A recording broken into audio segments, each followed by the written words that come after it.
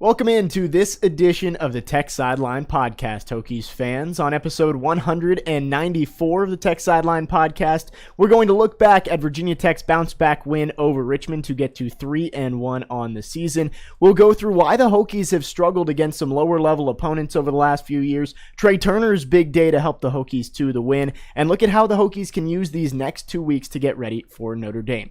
All of that and more on episode 194 of the TechSideline podcast, which starts right now.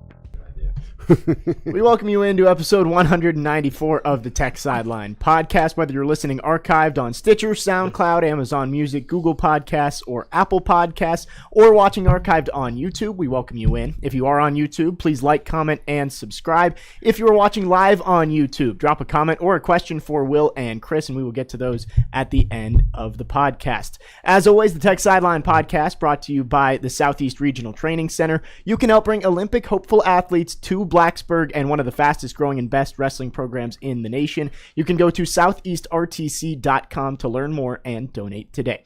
I'm your host, Jake Lyman. As always, usual crew on set, Will Stewart, our founder and general manager across the way. To my left, Chris Coleman, TechSideline's lead analyst and columnist, and behind the scenes, our greatest producer in the land, Malcolm Stewart. And in the fourth chair today, it is Nick Brown. He'll be helping out with some of the YouTube questions and also looking at Justin Fuente, who is going to be taking the podium in just about an hour for his weekly press conference. Well, guys, Hokies got a win on Saturday. Maybe not as big as many people would have hoped for, but how was your weekend, guys? It was okay. Mine was good. I actually, at the end of the game, I was like, normally I just go home and listen to the post-game radio and start to work on a column. And at the end of that game, I was like, you know what? I don't want to write about this game. I got to go out. And I don't think anybody wants to read about it today either. So I decided to go downtown and watch college football all afternoon and deep into the night. And I haven't done that in 2 years, obviously. Yeah, Chris is less of a college football fan than he used to be. Because last year, last year you couldn't go to games. So I would just sit there and write my columns on Saturday after games, and at the beginning of this year, I kept up doing that. Yeah. In all seriousness, last year with no fans, part of what makes me able to get into games where I don't have a rooting interest, like some random Big 12 game or whatever, is how hype is the atmosphere. Sure, and I remember baseball season last year. They only played a 60-game season, and they didn't start until July. And I watched opening day, and I'm just like, I couldn't watch it anymore after that. I didn't even watch the playoffs. Yeah, it's just terrible. And the Braves went to the NLCS, and I still didn't watch. And guess what? Guess how many baseball games I've watched this year? Less than 10. Fewer than 10. And I used to watch every game. So that's what last year did. It just took all my emotions away, and I just haven't been able to get back into it. And but I did enjoy watching the games on Saturday, and watched some good ones. Watched NC State and Clemson. Yeah, I got home because I wanted to see NC State and Clemson and see what happened there. Because if you pinned me down, I would have said NC State's going to win that thing. Clemson was 10.5-point favorites. Yeah. And I was sitting there talking to a couple of people. He might have been one of them. I don't remember. And saying, there's no way Clemson can beat anybody by 11 points right now. Their offense is they're favored by 15 over Boston College, and the response on Twitter was, Clemson's going to score 15? Right. Touche. Yeah. It was a great game. NC State probably should have won it in regulation, too. Missed a field goal, but they got it kind of There was 3 field goals. Missed a field goal at the very end that would have won it. They've had field goal issues against Clemson in the past.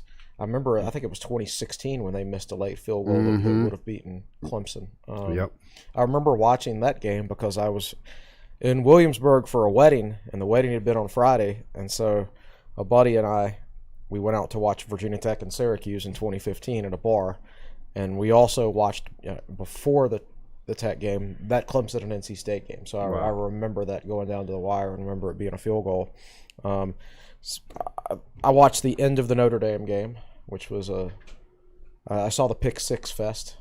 So yeah, if you're thinking Notre Dame blew up on offense because they scored 41 points, They had like 240 yards of offense. That was like a 2008 Virginia Tech game. Yeah, Graham Mertz for Wisconsin had a rough day. It was a rough day. A rough day. And when Notre Dame, we'll talk more about them when we preview that game next week. Their defense has gotten steadily better statistically throughout the year, but at the same time, that Wisconsin offense has really struggled. I mean, they only scored 10 that first week against Michigan. They don't have a dominant running game like they normally do. It's shocking to say Wisconsin's not very good at running the football, but it doesn't look like they are. I looked up not an advanced stat, but when I was just going through NCAA offensive stats, and I don't remember which one it was I looked up, and Wisconsin was down near the bottom out of 130 FBS teams. That might be scoring. Yeah. I don't remember what it was, but I just remember going, wow, Wisconsin's that bad on offense. When did that happen? Well, point being out of all of this is every single football game I watched on Saturday featured horrible offensive football play. Yeah. The one I saw in person, some of it and the in ones person. I've watched on television. Well, Notre Dame's got another big game coming up before the Hokies. They play Cincinnati this week, top 10 matchup, so that should be a good one.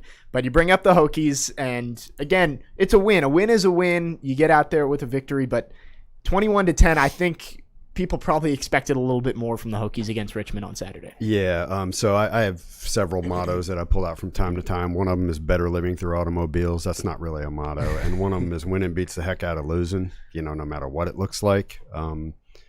But I discovered when I got home that I just didn't recall a whole lot about the game. And it's not because I tailgated too much. It just kind of quit watching after a while. I lost focus when the offense started struggling, and wound up talking to some people in the stands and things like that. And the same thing happened when I tried to watch it last night. So a weird thing happened yesterday. I pulled up the game on DVR. I'm a Dish Network subscriber, so I pulled the game up on DVR, and I watched Tech's opening drive. And this is like early in the morning before we go to church.